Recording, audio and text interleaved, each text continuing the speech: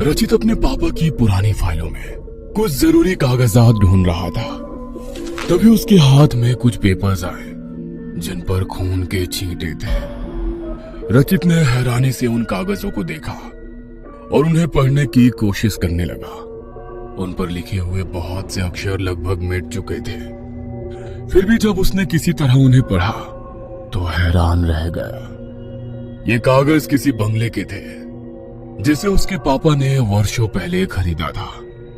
रचित उन कागजों को लेकर अपनी माँ वीणा जी के पास गया और उसने कहा, माँ देखो मुझे पापा की फाइल में क्या मिला है, बंगले के कागज। ये सुनते ही वीणा जी ने घबराकर उसके हाथ से उन कागजों को छीन लिया और बोली, तुझे किसने कहा था इन्हें हाथ लगाने के लिए? मैं आज इन्हें जला ही देती हूँ। ये क्या बोल रही हो तुम माँ? पहले तो मुझे ये समझ में नहीं आ रहा है कि जब पापा के पास ये बंगला था तब आज तक हम सब इस सड़े हुए किराए के मकान में क्यों रह रहे हैं? पापा ने आज तक कभी इस बंगले का जिक्र तक नहीं किया और तुम भी कागज जलाने की बात कर रही हो। रचित परेशान सा बोला। इन कागजों को देखते हुए वीणा जी की आंखों में आंसू आ गए थे। उन्हें पोंछकर किसी तरह स्वयं को संभालते हुए उन्होंने कहा, अब तू बड़ा हो गया है, इसीलिए आज मैं तुझे सारी बातें बताती हूँ। ये बात तब की है जब मेरी और तेरे पापा की नई नई शादी हुई थी। जहाँ पर ये बंगला है हम उसी जंगल के पास वाले शहर में रहते थे। हमारा कारोबार भी काफी फैला हुआ था। एक दिन हम दोनों घूमते हुए जंगल की तरफ चल पड़े। वहां नदी के किनारे ये शानदार बंगला खड़ा था। ये बंगला इतना सुंदर था कि एक ही नजर में मुझे भा गया और मैंने इसे खरीदने की जिद ठान ली। तेरे पापा ने मेरी इस जिद को पूरा भी कर दिया और जल्दी ही ये बंगला हमारा हो गया। हम अक्सर सप्ताह के अंत में वहां रहने जाते थे। एक दिन बंगले को सजाते हुए मेरी नजर एक पेंटिंग पर पड़ी जो इसी बंगले की थी, पर वो बहुत ही पुरानी और डरावनी थी। मैंने उसे दीवार से उतारा और कूड़ेदान में फेंक दिया। ऐसा करते ही मानो बंगले में तूफान आ गया। उसकी दीवारों में दरारें पड़ गई और वहां से खून रिसने लगा। इससे पहले कि हम कुछ समझ पाते, अलमारी से निकलकर बंगले के कागज हमारे सामने हवा में नाचने लगे और उन पर खून के छींटे पड़ने लगे। साथ ही वातावरण में एक भयानक आवाज गूंजी, अगर अपनी जान बचानी है तो अभी के अभी यहाँ से चले जाओ और वापस लौटकर कभी मत आना। हमने जैसे तैसे अपने आप को संभाला और वहां से बाहर निकल गए, लेकिन पता नहीं मुझे क्या सोची कि मैं बंगले के कागजों को समेट कर अपने साथ ले आई। अब मुझे लगता है कि मैंने बहुत भारी भूल की थी। इस घटना का तुम्हारे पापा के दिमाग पर बहुत बुरा असर हुआ। धीरे धीरे हमारा व्यापार भी डूबता चला गया। हमारे अपनों ने हमारा साथ छोड़ दिया। तब हम सभी परिचितों और रिश्तेदारों से दूर इस शहर में रहने आ गए। तुम्हारे पापा नौकरी करने की हालत में नहीं रह गए थे, इसीलिए मैंने घर की जिम्मेदारी उठाई। बाकी तो तुम सब कुछ जानते ही हो कि तुम्हारी नौकरी लगने से पहले हमने किस तरह दिन गुजारे हैं। अपनी माँ से सारा वृतांत सुनकर रचित भी दुखी हो गया। उसने वीणा जी के हाथ से बंगले के कागजों को लेकर उन्हें वापस फाइल के हवाले किया और खामोशी से दफ्तर जाने के लिए तैयार होने लगा। आज दफ्तर में भी रचित के दिमाग में उस बंगले की ही बातें घूम रही थी और काम में उसका बिल्कुल भी मन नहीं लग पा रहा था। क्योंकि थोड़ी ही देर में कंपनी के बॉस मिस्टर धर्मी के साथ उसकी मीटिंग थी, इसलिए ना चाहते हुए भी मन मारकर उसे कॉन्फ्रेंस हॉल की तरफ जाना ही पड़ा। मीटिंग के दौरान मिस्टर धर्मित ने नोटिस कर लिया कि रचित कुछ परेशान सा है। रचित उनके प्रिय कर्मचारियों में से एक था, इसलिए उन्होंने उससे उसकी परेशानी की वजह पूछी। सहसा रचित को याद आया कि मिस्टर धर्मित अक्सर काली शक्तियों के विषय में पढ़ते रहते हैं और उनके विषय में वो खोजबीन भी करते रहते हैं, इसलिए उसने उन्हें सारी बात बता दी। रचित की बात खत्म होने के बाद मिस्टर धर्मित ने कहा, तुम्हारी बातें सुनकर ऐसा लग रहा है कि इस बंगले का रहस्य उसी पेंटिंग में छुपा हुआ है जिसे तुम्हारी माँ ने कूड़ेदान में फेंक दिया था। आज शायद वो समय आ गया है कि मैंने अपने गुरुजी से जो सीखा है मैं उसका उपयोग करूं। इसलिए हम कल ही उस बंगले में चलेंगे। लेकिन अगर हम दोनों को कुछ हो गया तो? नहीं नहीं, मुझे बहुत डर लग रहा है सर, रचित घबरा कर बोला। धर्मित ने उसे समझाते हुए कहा, डरो मत, हमें कुछ नहीं होगा। मैं आज रात कुछ विशेष पूजा करके हमारी सुरक्षा का सारा इंतजाम कर लूंगा।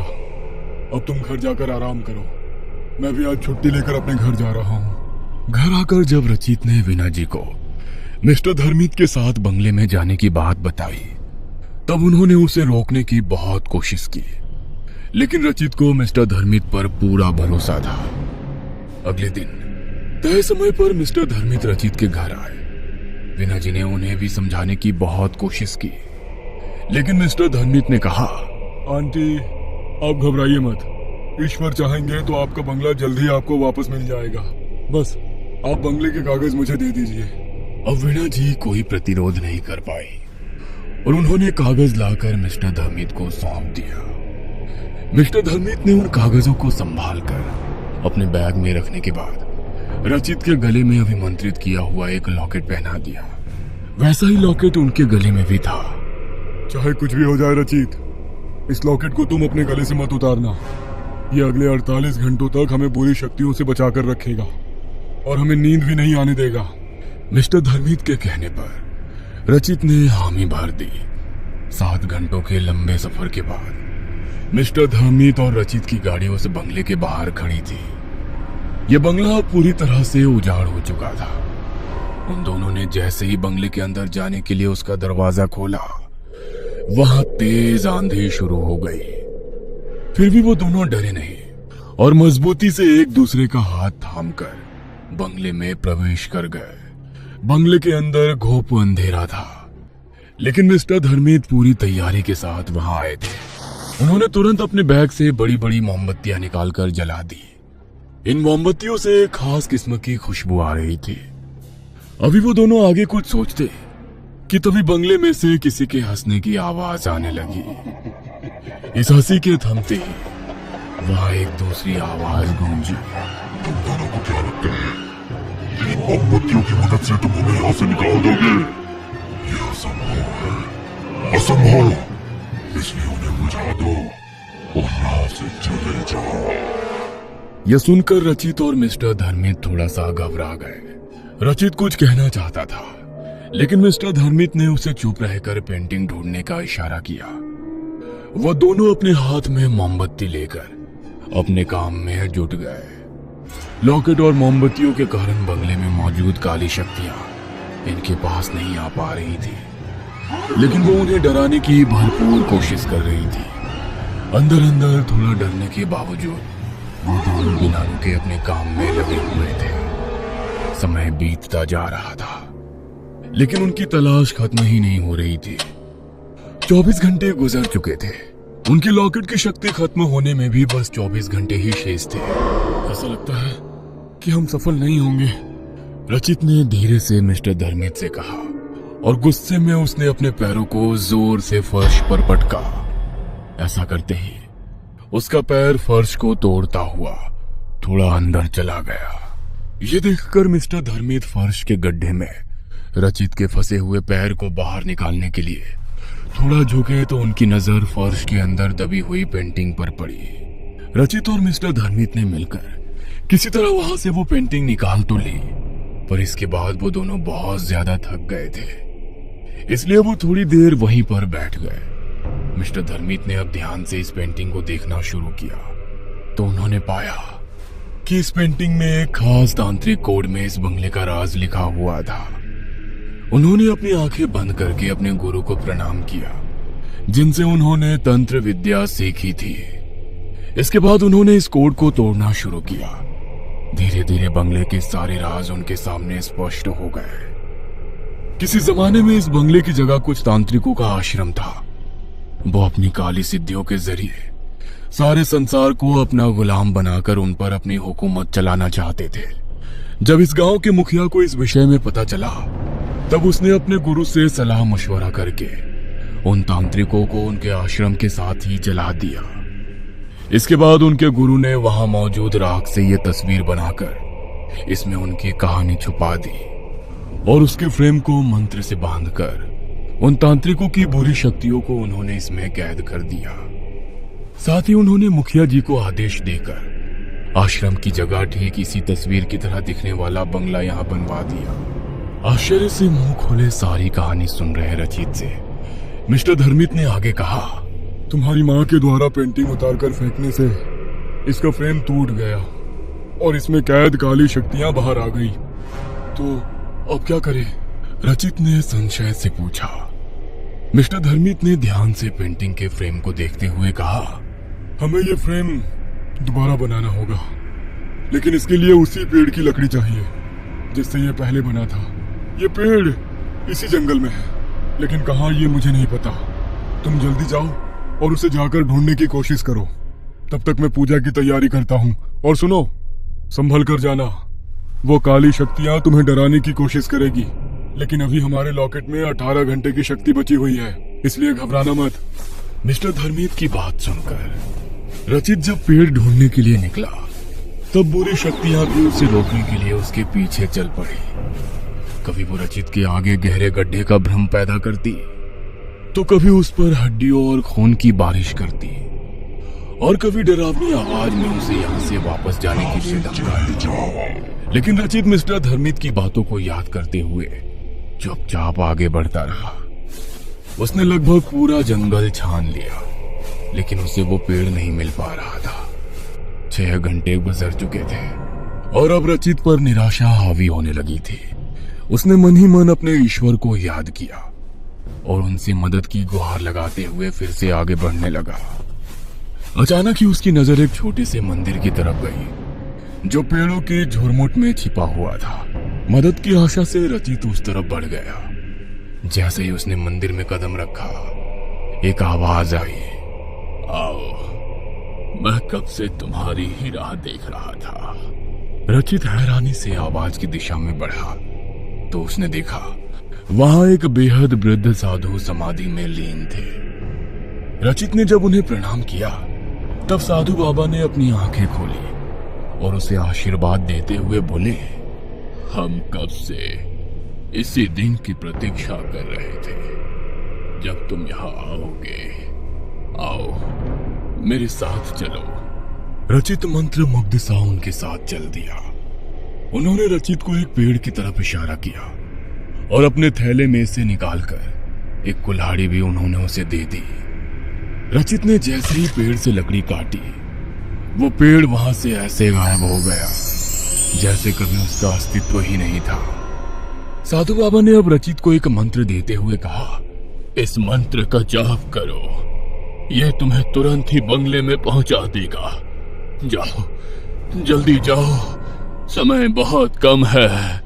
रचित ने एक बार फिर उन्हें प्रणाम किया और आंखें बंद करके वो तेजी से उनके दिए हुए मंत्र का जाप करने लगा, जिसकी सहायता से वो पलक झपकते ही बंगले में पहुंच गया। मिस्टर धर्मित ने अब रचित के हाथ से लकड़ी लेकर फ्रेम बनाना शुरू किया। जैसे जैसे फ्रेम बनता जा रहा था, बंगले में मौजूद बुरी शक्तियों के चीखने चिल्लाने की आवाजें भी बढ़ती जा रही थी। वो बंगले में मौजूद सामानों को रचित और मिस्टर धर्मित के ऊपर फेंककर अभी भी किसी तरह उन्हें रोकने की कोशिश कर रही थी, लेकिन मिस्टर धर्मित बिना रुके अपने काम में लगे हुए थे।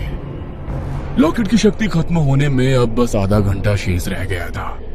आखिरकार फ्रेम बन गया और मिस्टर धर्मित ने पेंटिंग को उसके पुराने टूटे हुए फ्रेम से निकालकर नए फ्रेम में डाला और फिर उसे अपने बनाए हुए पूजा स्थल पर रखकर उन्होंने वेदी में अग्नि प्रज्वलित कर दी और एक मंत्र पढ़ने लगे। जैसे जैसे मंत्र के साथ अग्नि में आहुति पड़ती गई, एक एक करके काले धुएं के रूप में सारी बुरी शक्तियां पेंटिंग में वापस कैद हो गई। अगले कुछ ही पलों में वहां शांति छा गई। यह देखकर रचित प्रसन्न हो गया और उसने खुशी से आवेग में मिस्टर धर्मित को गले लगा लिया।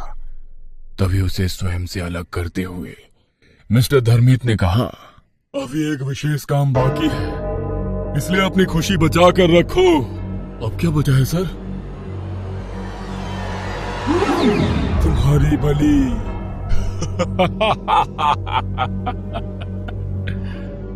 ये कहकर धर्मित अट्टहास करने लगा और देखते ही देखते उसने रचित को रस्सियों में बांध दिया।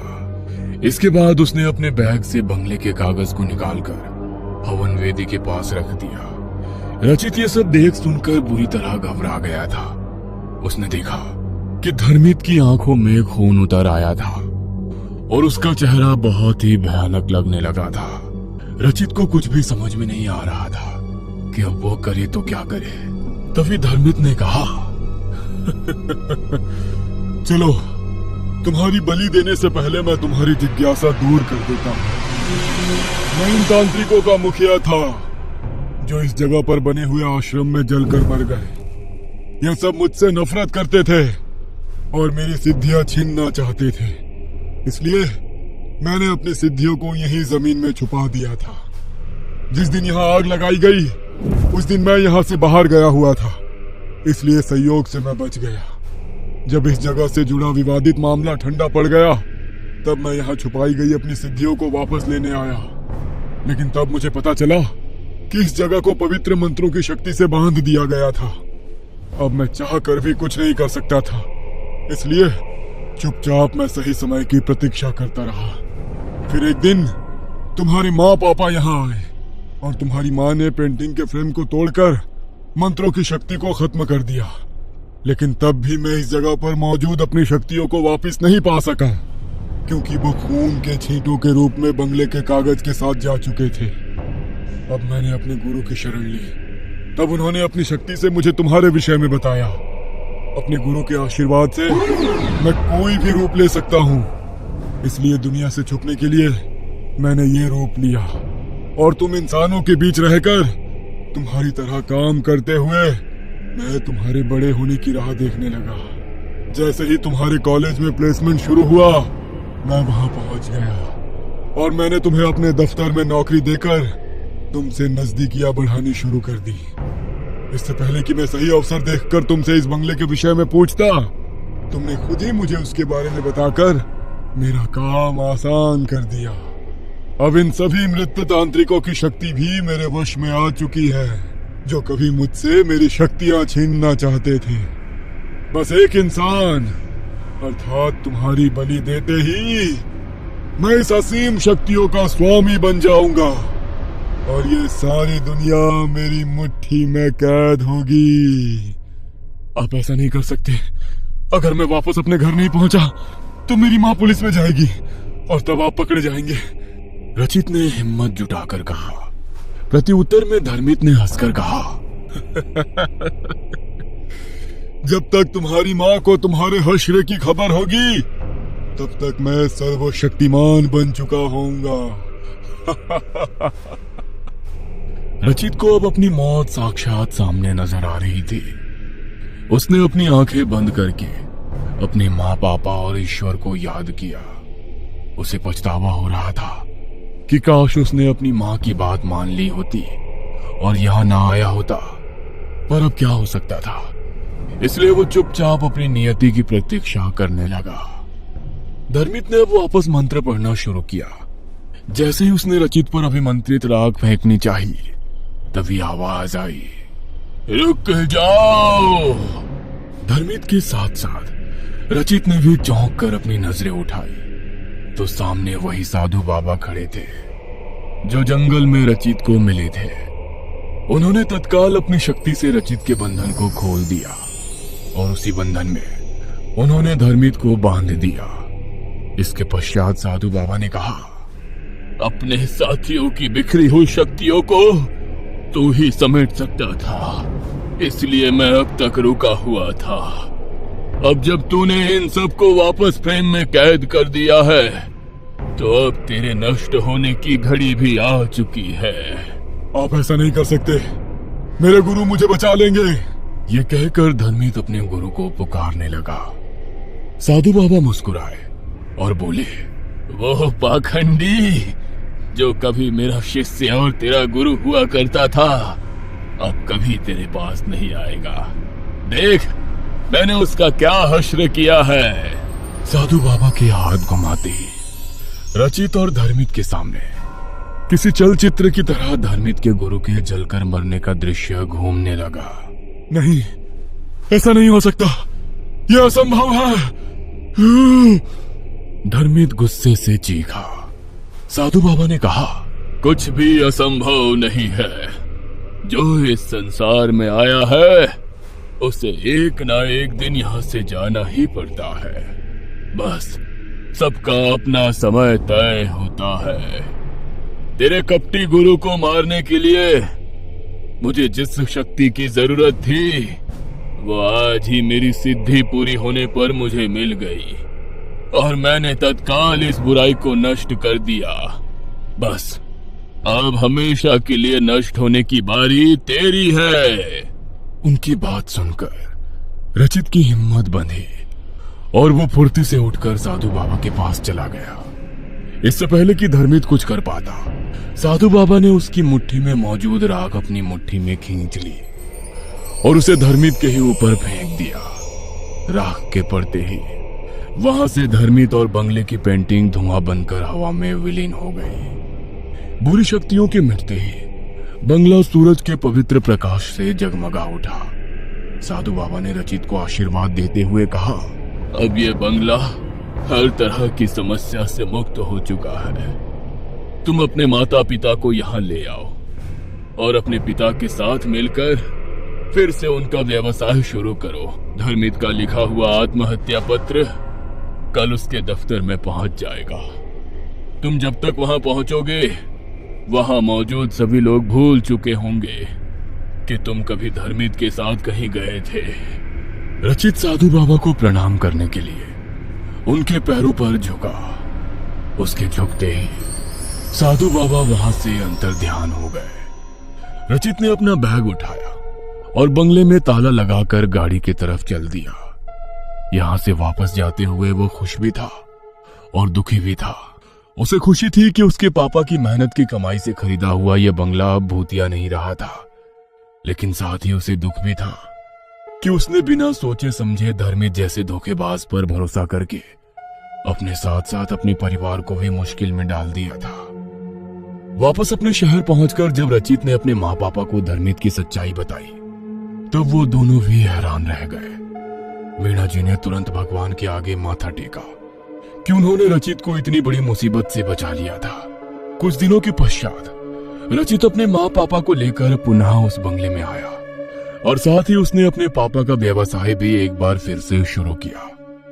उसके पापा की मानसिक हालत भी अब सुधरने लगी थी। साधु बाबा के आशीर्वाद से एक बार फिर बुराई पर अच्छाई की जीत का प्रतीक बनकर यह बंगला अपनी रौनक से जगमगाने लगा था।